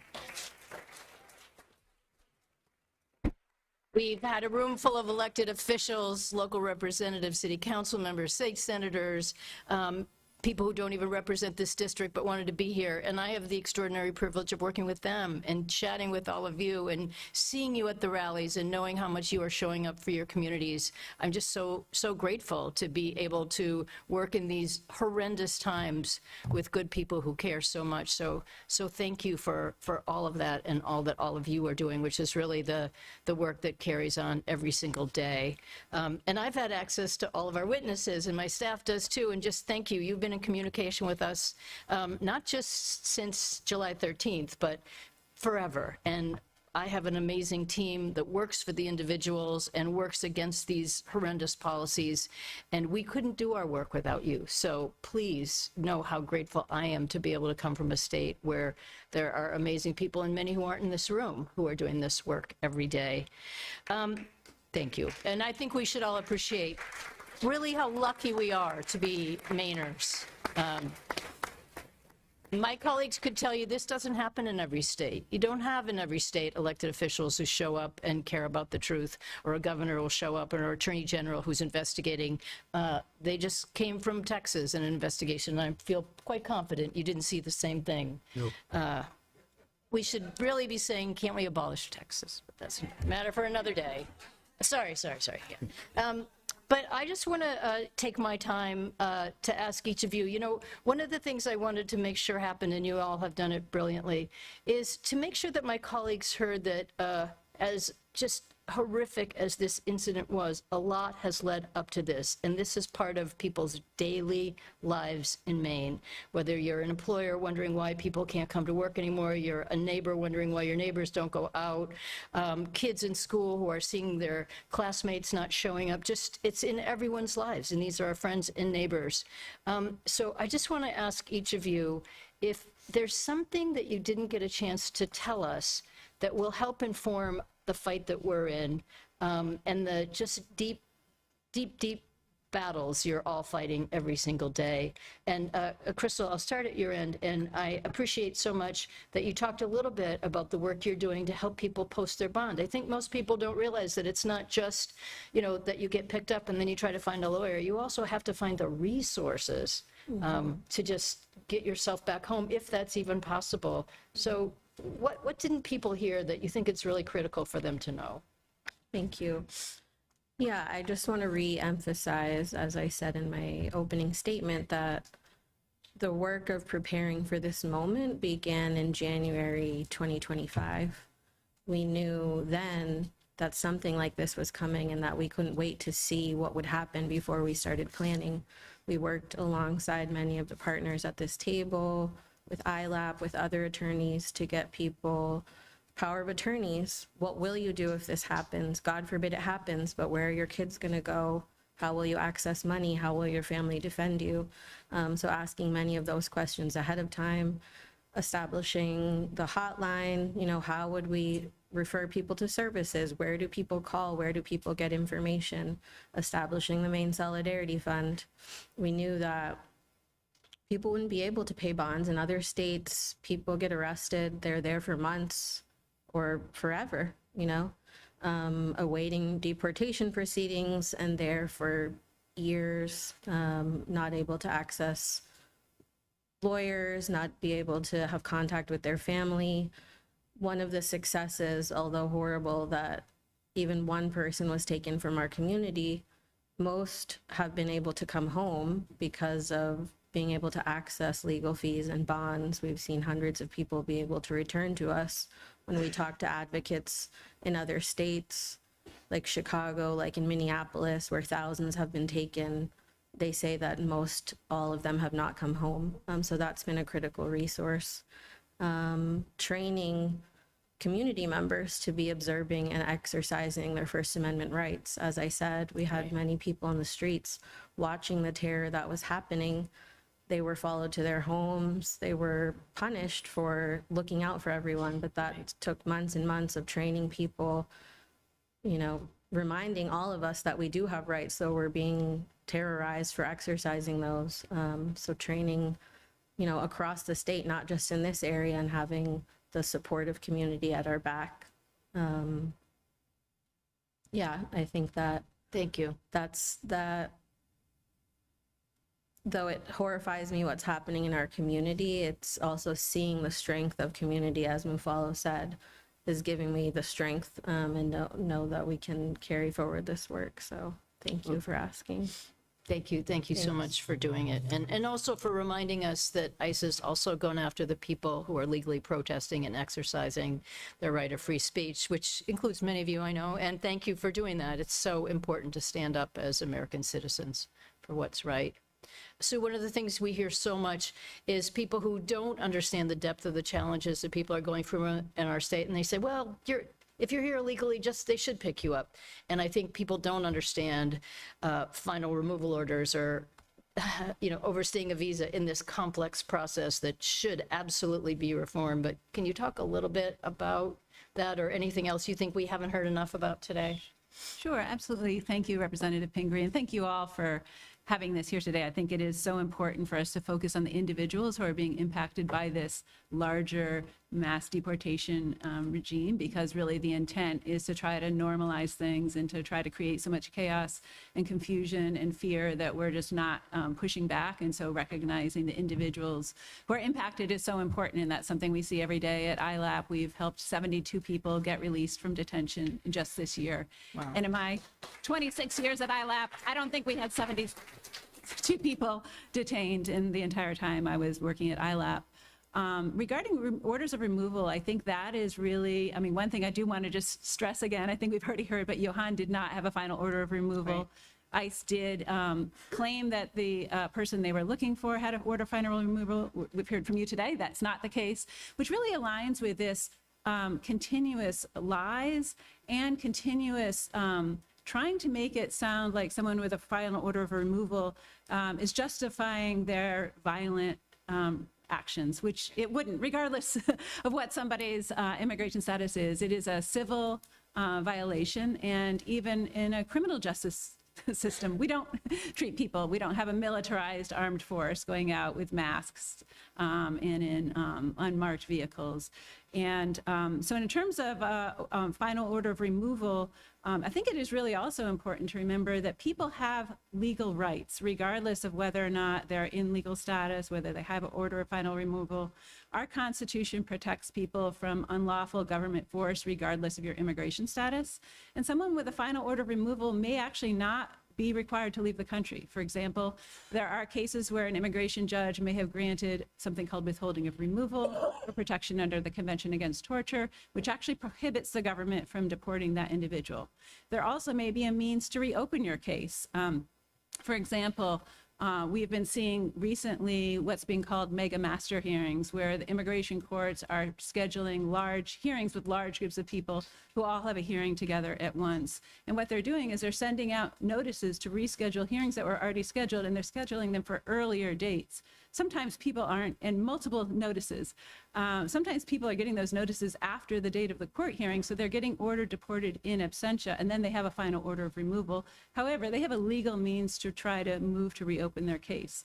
Somebody also might have a change in circumstances where their country there's been a change in country conditions, and they now face fear if they go home. So they could now reopen their case to apply for asylum. There are a lot of different ways that people may have a lawful process, even though they have an order of final removal. But I think it is important for us just to remember, like, every human has constitutional rights, and this administration is trying to make us forget that, and they're trying to numb us so that we turn a blind eye. And I'm really happy that you're doing this here today, because it's a really important step towards not showing a blind eye. So Thank you so much for your work. Thank you. Ufala, your work is so important to people in Maine. What haven't we covered today that is, you just want to make sure my colleagues hear? Thank,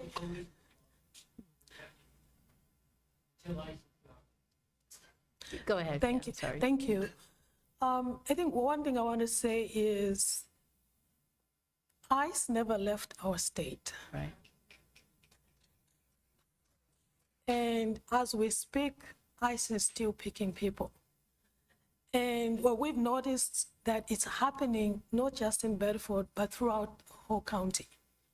In our records are showing we have almost 2,000 arrests just in the last, since August, from January to August. So when we hear the operation has ended, our hotline is able to pick and my staff is here, every 2 weeks, there's a change in strategy.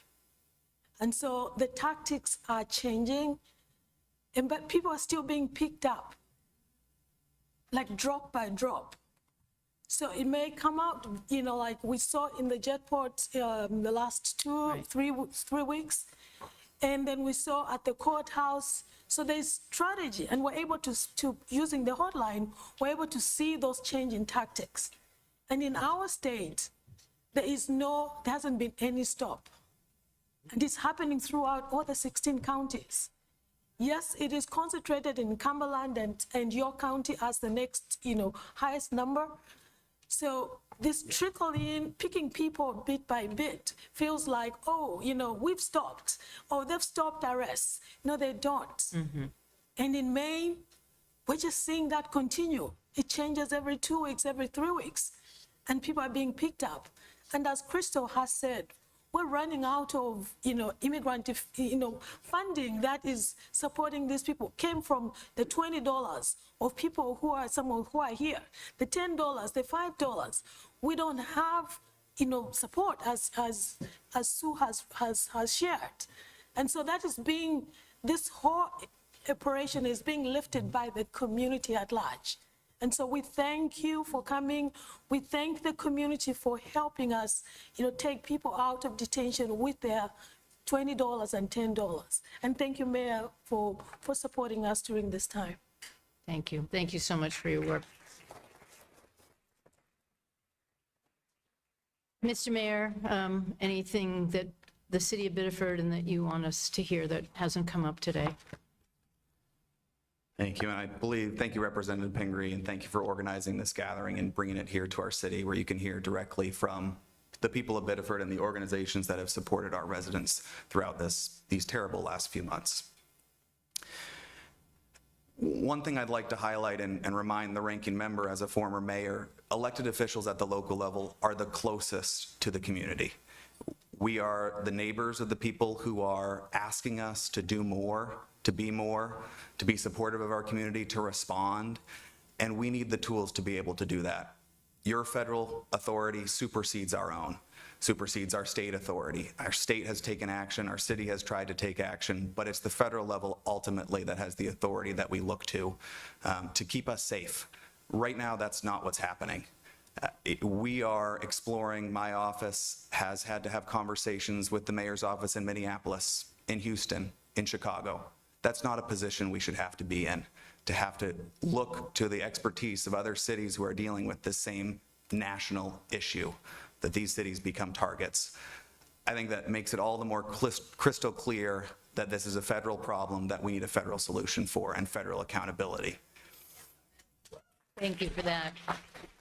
And let me just wholeheartedly agree, and then we'll go to Ben. And I agree with the woman in the back who earlier said, this onus shouldn't be on the individuals. You all shouldn't have to be helping individual families, or individuals shouldn't have to be posting bond or getting lawyers or, dealing with civil and criminal cases as you are helping them out with today. This really is a responsibility of Congress, of the appropriators who gave so much money to these agencies, of Congress who is charged with the oversight of these agencies and everything that they're doing, whether it's the private detention centers, the electric gloves, shock gloves, all the things that they want to do in any normal era.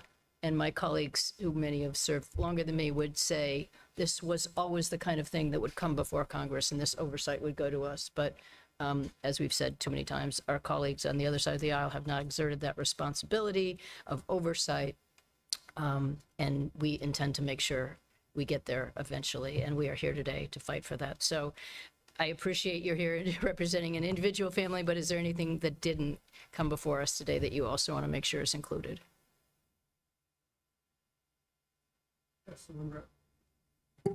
When Representative Clark asked me the question of what I would advise individuals to do if confronted with a situation like this, I took the question literally and analyzed it as a lawyer would in trying to search my mind for what I would advise somebody. And someone in the audience rightfully called me out, perhaps.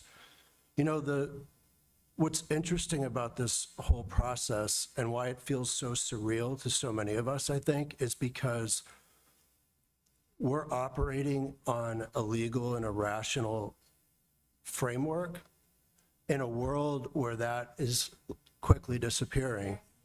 And And the fiction that's been entertained is that there's any problem whatsoever that ICE is here to solve. There's no problem at all. You've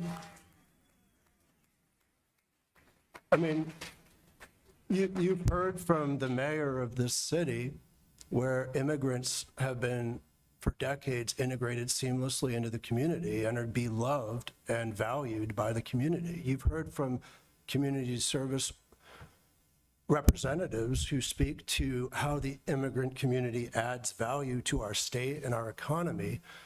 There's literally no problem. And so you start with the framework that you as elected representatives and government officials, generally the process is identify problem, seek solution. But that's not what, we all know that's not what's happened here. It's what's going on is that the immigration policies are dictated entirely by political ends that have nothing to do with the facts on the ground.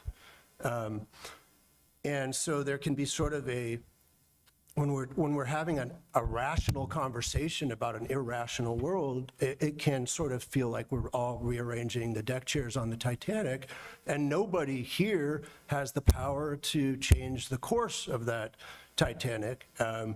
We hope that changes, but hope hasn't proven all that effective in recent years. So the one thing that I take away from this incident with this remarkable young man and his family is that when you look at the course of history, sometimes there are events, we call them inflection points, that focus the mind on something that's so wrong, so inhumane, and needs to be, and where a change needs to happen, that it finally pushes that needle in the right direction so that a society can change. And I think with respect to Joan Sebastián and his family, the person he was as such a wonderful human being, so much goodness and so much character, and the contrast between the individual ICE officer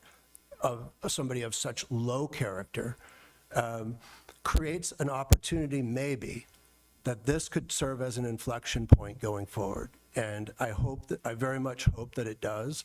And that's why I think it's really so, despite the frustration we all have being here and having these discussions, I think it's so critically important that you came here to do this today. So thank you. Thank you, Mr. Chair.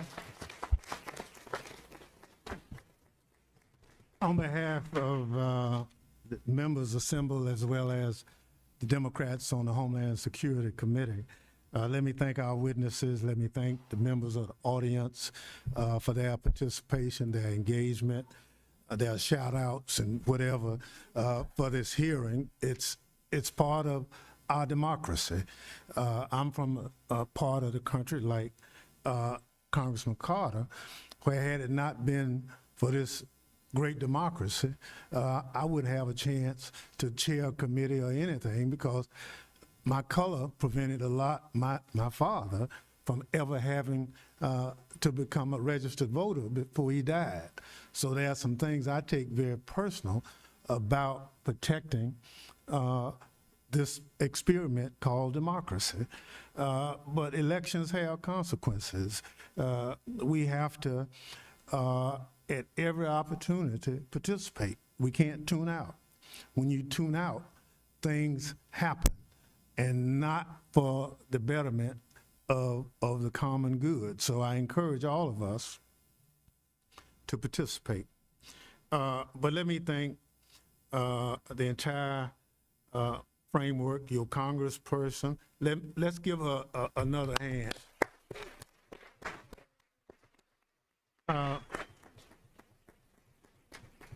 See, I don't have to tell you, you're fortunate to have a jewel like your congressperson in this district. Somebody that cares, somebody that's not a freaking violet to making issues or taking public positions. So I compliment you for that. For the school board, to allow us to borrow the facilities here, I thank them for the cooperation, the law enforcement, everyone. This is how democracy should work. It's participation. I encourage you to continue that process.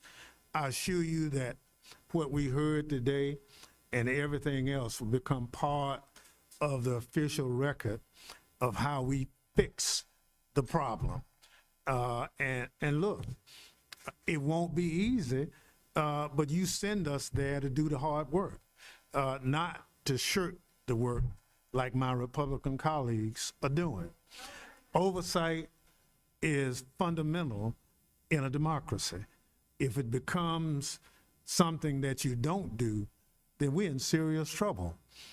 We are in serious trouble right now because oversight is a forgotten process under this administration. So we can fix it. Look, the great equalizer in this country is how you pick your leaders. It doesn't matter to status in life or anything. If you vote, you participate. If you don't vote, you don't participate. And so you can't criticize. November 3rd is one of those days you can participate. I encourage you to do that. And if you don't like this group, vote for somebody else. But if you are upset and mad, by all means, vote. Vote for the candidate of your choice. So again, let me thank Representative Pingree for bringing us together, for her tireless work on behalf of her constituents here in this community and across Maine's 1st Congressional District. With that, hearings adjourned. Good job, brother. Absolutely.